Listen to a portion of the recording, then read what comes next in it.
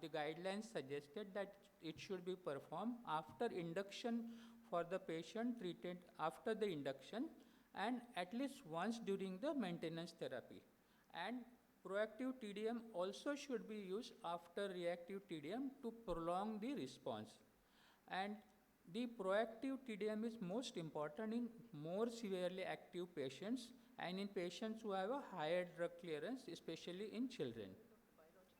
So they also said that there is some place for TDM during induction and there is no difference in the TDM between biosimilars and original biologic drug. And this question came because we have both now original and biosimilar, so this is important that it is similar. So the main question about TDM is the controversy regarding is there a sufficient evidence to support routine TDM. So we know that about reactive TDM that many societies, medical societies have recommended reactive TDM. However, the high quality data from the randomized control trial using objective endpoints, and the objective endpoints are the remission and endoscopic healing. So this data is missing. So what we know surely that reactive TDM is more cost effective to guide the therapeutic decision in patients with inflammatory bowel disease treated with infliximab. However, we don't know for sure whether the clinical endpoints are met. About the proactive TDM, some recent good studies have suggested better steroid-free clinical remission and less loss of response with proactive TDM as compared to reactive TDM or empirical dose management. However, a recent meta-analysis has suggested that routine proactive TDM was not better than normally managed dosing. So now we have a mixed evidence about utility of TDM. So the recommended trough level for infliximab is more than 5 and for adalimumab it is more than 7.5. However, some patients will need higher trough level. For example, patients with Crohn's disease who have perianal fistula will need level of more than 10 microgram per ml. About vedolizumab and ustekinumab, there have been drug concentrations suggested, some levels have been suggested. So what about availability in India? Infliximab level and antibody to infliximab are available. They are supported by the pharmaceutical companies also. So they support one level in a year. So adalimumab TDM is not routinely available, but in near future, it will be available. This is our small experience. 50 patients. Interestingly, subtherapeutic level was seen in 80% of our patients, and antibodies to infliximab were present in 27 or nearly 1/4 of the patient. The management was changed in 35 patients based on this. There was clinical response in 25 patients and remission in 5 patients. So, although we talk so much about TDM, the controversies, let us look at their role in real life situation. So, this is a 40-year-old who had luminal ileocolonic CD, no perianal or upper GI disease, was initiated on biologic for severe disease not responding to prior therapy. At week 14, the Harvey-Bradshaw index was 2, indicating remission. CRP was normal. Stool calprotectin came to 150 from 1500 and albumin was normal. So in this patient, do we really need TDM? No, we don't need TDM. Maybe some people would do one value at week 14.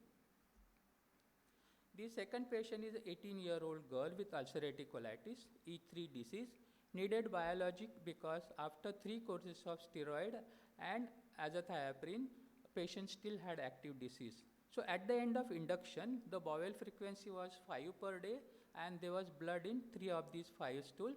Serum albumin was low at 2.3 and CRP was high, calprotectin was high. So infliximab dose was preponed, but however symptoms persisted.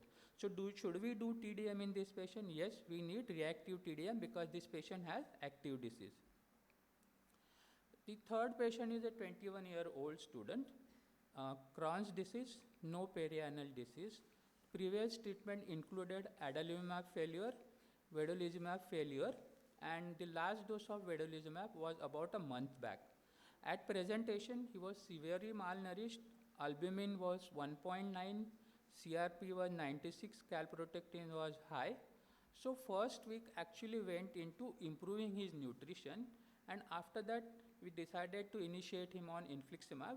So in this patient, would we really do TDM? Definitely he needs TDM, and he needs proactive TDM. And also whenever we change the biologic, we need to add immunosuppression to decrease immunogenicity. So in this patient, we added azathioprine. So there have been some further developments in the field of TDM. So we changed the dose from 5 milligram per kg to 10 milligram per kg. We changed the dosing interval from 8 weeks to 4 or 6 weeks. Can the patient say need exactly 7 milligram per kg or maybe 5-week interval or 5.5-week interval? We don't know the answer to this. So this may be answered by this new Bayesian model based dosing, and one of which is called as dashboard approach, and we have some experience in that. So basically what are dashboards? Dashboards are the software programs, and these dashboard system integrate many things. One, pre-existing pharmacokinetic data from the population, that is called as prior. Then patients and disease characteristic, like age of the patient, what is the CRP, these factors, albumin, and the drug level which have been done earlier, ideally 3 drug level, but can be 1 level also. And this system integrates all these factors to predict drug level. We can say that, okay, this is the drug level which is going to be at this time and the timing of the dose, thus we can individualize the therapy. This is at present available only for infliximab, and initial evidence has suggested some utility, but like other drugs and other systems, we need to have this critically analyzed. So, dear friends, TDM has role in IBD due to narrow therapeutic window and poor dose concentration relationship. TDM, as we know, can be reactive or proactive. Regarding thiopurines, preemptive TPMT and TPMT testing has been advocated, but may not be much relevant in Asian and our population. NUDT15 is much more relevant in Asian patients than TPMT. Thiopurine metabolite measurement can improve thiopurine efficacy by 40% and reduce the side effect. Regarding biologic, the low drug level of infliximab are common. Trough level measurement could be useful in approximately 72% of the patient. It is useful in real life, but we need more evidence of its efficacy. Newer approaches like dashboard will improve utility of biologic, prevent failure, and save cost. I would like to acknowledge my colleagues in Department of Biochemistry and Molecular Biology who have set up all these TDMs. So thank you so much for your patient listening.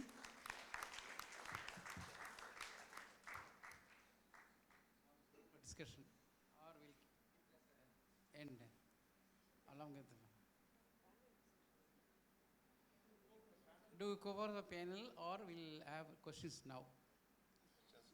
Questions now. It's open for discussion. I invite questions from the audience.